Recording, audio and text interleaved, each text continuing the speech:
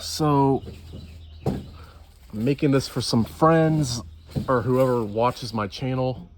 I was on a walk today and I was thinking about really some personal problems I have in my life. And one of the main things I'm going through right now in my life is the I would say deconstruction or deconversion from Christianity. And it's very difficult for me because I want to hold on to my faith to either appease, the version of God I had in my head before, or appease other people who are Christians. So it's like I want to have these other reasons for holding on to my faith, my previously held faith,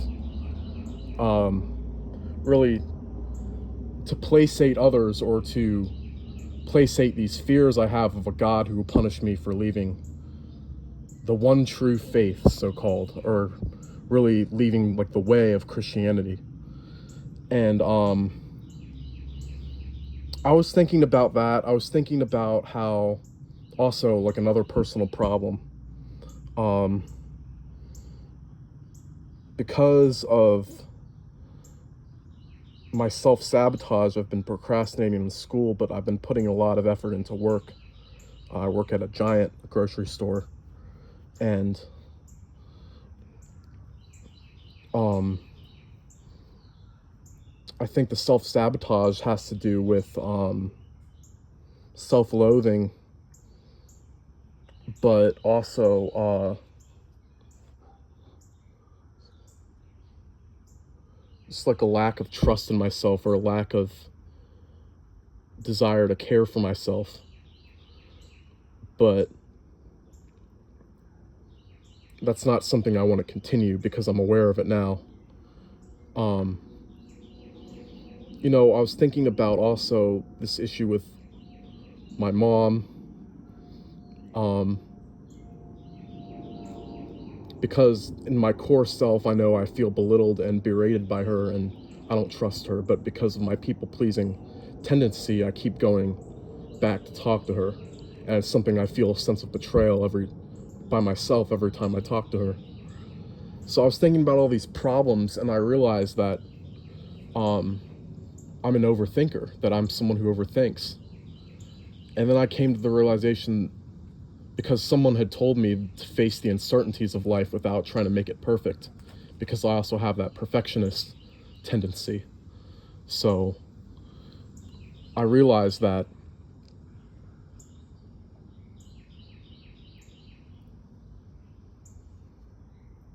I'm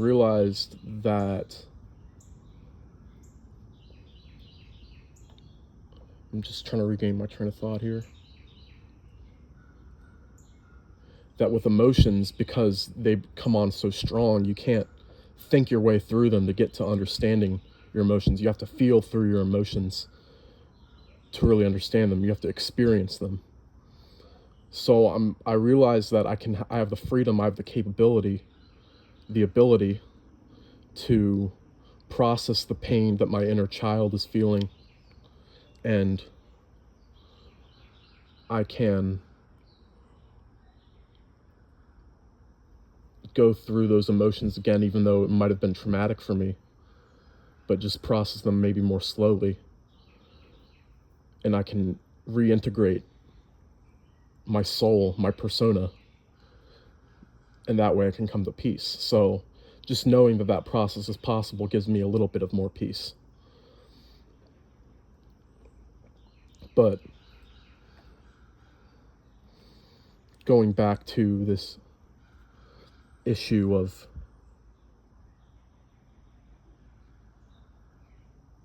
Christianity, for someone like me who's really been in it for a long time, who's used spiritual experiences to justify the mindset of Christianity, which the mindset also goes into as like a part or correlating with the spiritual experiences. It's a spirituality and it's a religion. I've realized that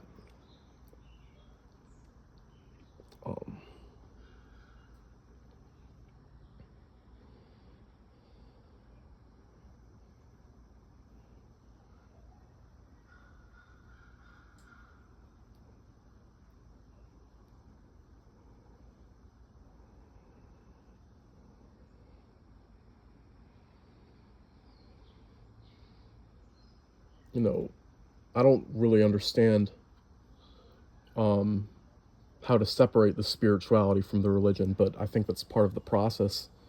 Well, at least I don't understand yet, but I think that,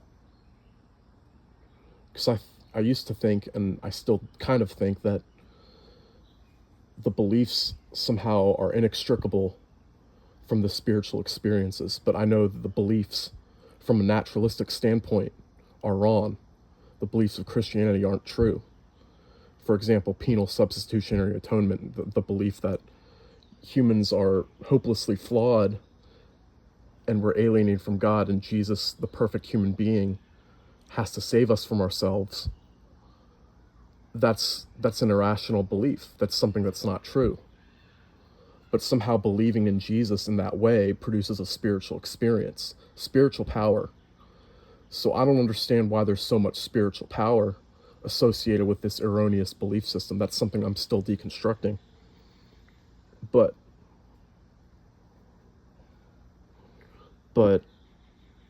what I'm coming to and what I'm getting at, I think I was on this walk today, this morning, and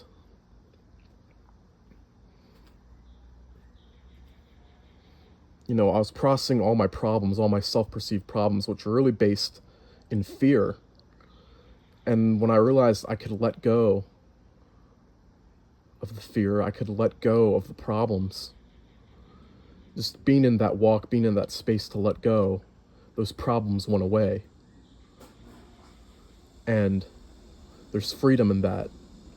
It's as simple as letting go. Thinking and overthinking, trying to analyze a pitfall won't bring you to a solution. It won't bring you peace.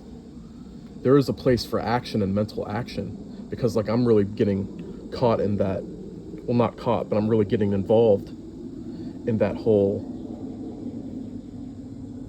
self-discipline thing too. It's another thing I'm undergoing in my development as a man, as a human being, is understanding that you have to continuously take action so that you can be at peace with yourself and have self-respect. If you give in to hedonistic pleasure all the time, you're not going to be someone who has self-respect. So I used to use pleasure to cope with my psychological and emotional pain, but that's changing into a place of self-discipline, so that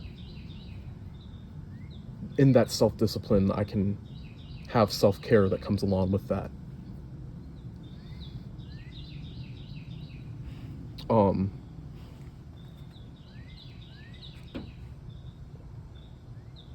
But yeah, I'm just grateful that I discovered and am practicing this skill, I would call it, or this simple trick, this simple act of letting go and accepting myself, and letting go of that which is not myself, letting go of the fear, letting go of the thing that's taking away from my joy and peace. And yeah, I'm just grateful for myself. But yeah, there's something I wanted to share. I was also just processing this reality that in meditation you come to this place of no thinking. There's thoughtlessness, and that corresponds to the fact that I wouldn't say reality is subjective. I'd say that there's certain absolute things about reality, like the fact that there is a reality. But one of the things that helped me deconstruct from Christianity, or is helping me in my process of that, is knowing that my identity and the identity of every living being is consciousness itself. So